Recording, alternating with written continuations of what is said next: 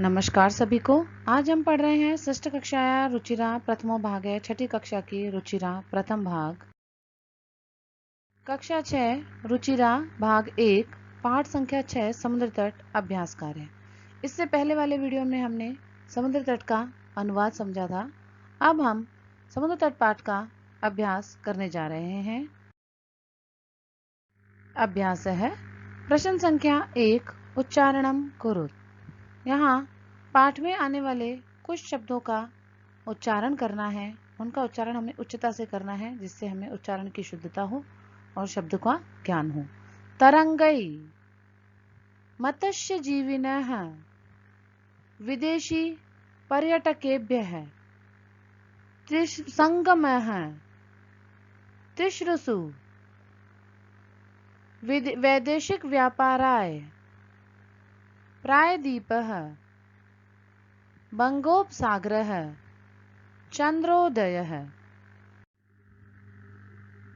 अधोलिखितानां प्रश्नानां उत्तराणि लिखत। प्रश्न संख्या 2 में कह रहे हैं कि नीचे लिखे गए प्रश्नों के उत्तर हमें देने हैं।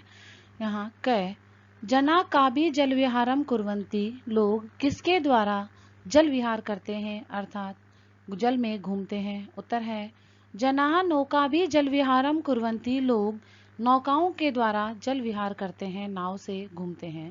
ख भारतस्य दीर्घतमः समुद्र तटः कः, भारत का सबसे लंबा समुद्र तट कौन सा है।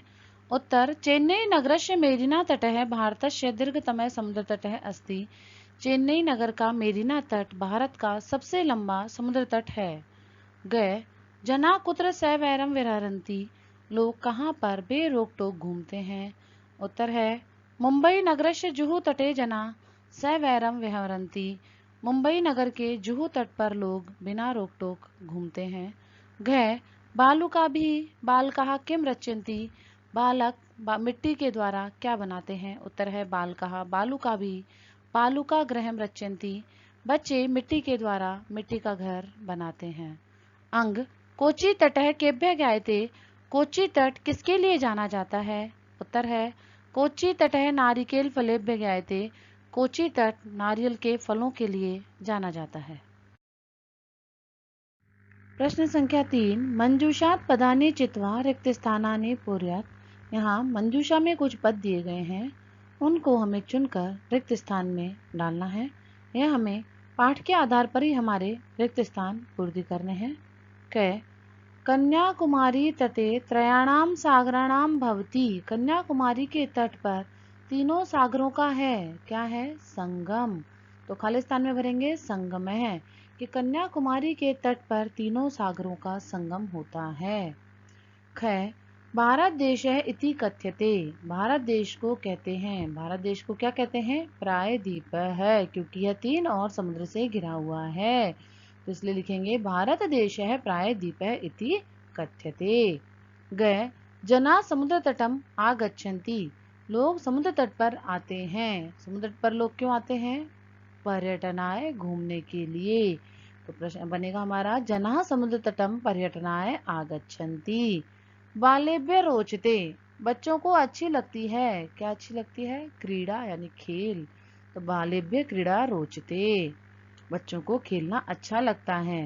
अंग भारतस्य पूर्व दिशायाः अस्ति, भारत की पूर्व दिशा में है, क्या है, बंगोपसागर, बंगाल की खाड़ी। तो भारतस्य पूर्व दिशायां बंगोपसागरः अस्ति। प्रश्न संख्या 4, यथा योग्यम योज्यत।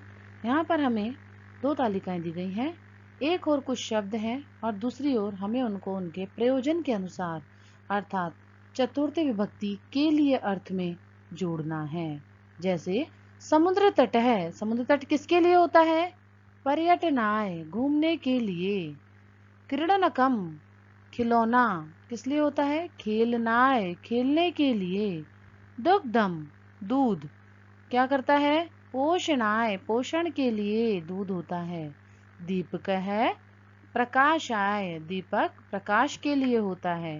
विद्या ज्ञानाय, विद्या ज्ञान के लिए होती है। प्रश्न संख्या 5, तृतीया विभक्ति प्रयोगेण रिक्त स्थानानि पूरयत। यहाँ हमें कोष्टक में कुछ शब्द दिए गए हैं, उनकी तृतीय विभक्ति का प्रयोग करते हुए हमें उनको रिक्त स्थान में लिखना है। जैसे मित्र वाक्य शब्द दिया हुआ था तो हमने लिखा व्योमः मित्रेण सह गच्छति। मित्र की तृतीया मित्रेण, व्योम मित्र के साथ जाता है। इसी प्रकार कह बालकाः सह पठन्ति और कोष्टक में है बालिका, तो इसका तृतीय बहुवचन है बालिकाभिः।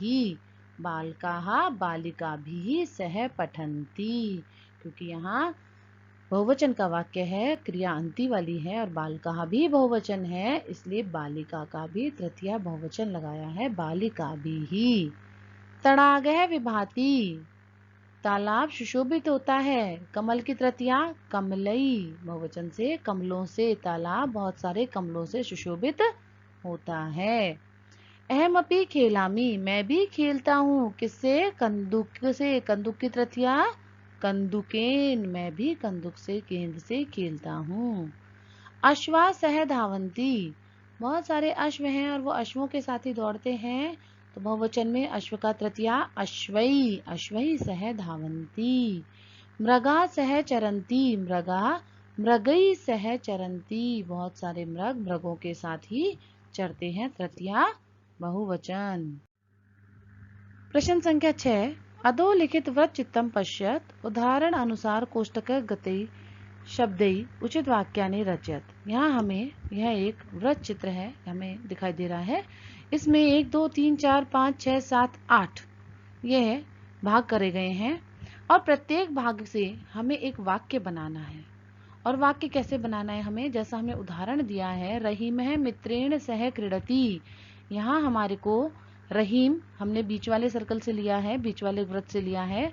मित्र में हमने तृतीया का प्रयोग करके मित्रेण कर दिया और सह क्रीडति अन्य वाक्य हमने ऐसे कैसे लगा दिया। तो इस प्रकार हमें एक तृतीया का प्रयोग करते हुए रहीम से संबंधित समस्त वाक्य बनाने हैं, जिसमें सबका कर्ता रहीम रहेगा और तृतीया का प्रयोग हम इसमें विभक्ति में वाक्य के अंदर करेंगे और हम समस्त वाक्यों को बनाएंगे। जैसे उदाहरण के तौर पे पहला, रहीमः मित्रेण सह क्रीडति, हम मित्रेण में हमने तृतीया का प्रयोग किया।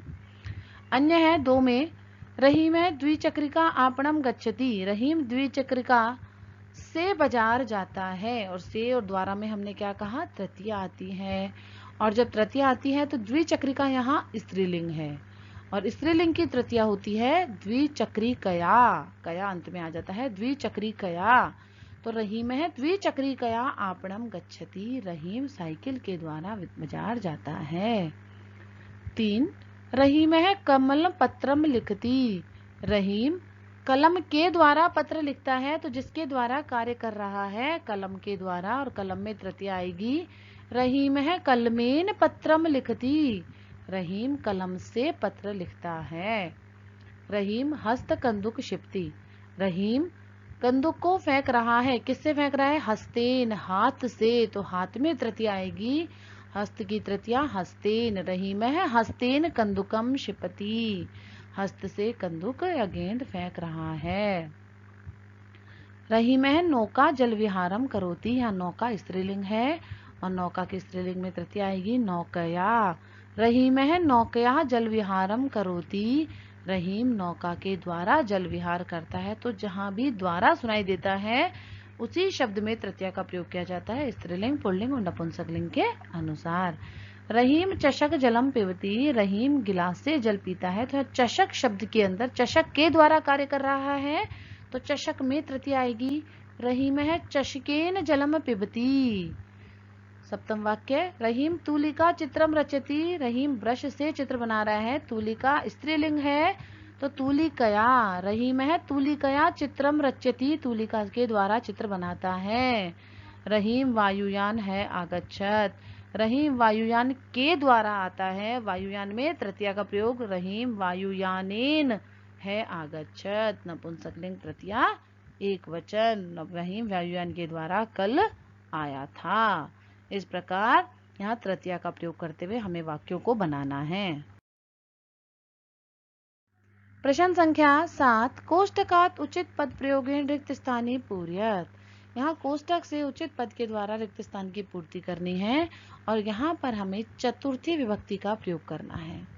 धनिकः धनम ददाति, धनिक धन देता है, किसके लिए? निर्धन व्यक्ति के लिए, और के लिए में हम चतुर्थी का प्रयोग करते हैं, तो धनिक है निर्धनाय धनम ददाति।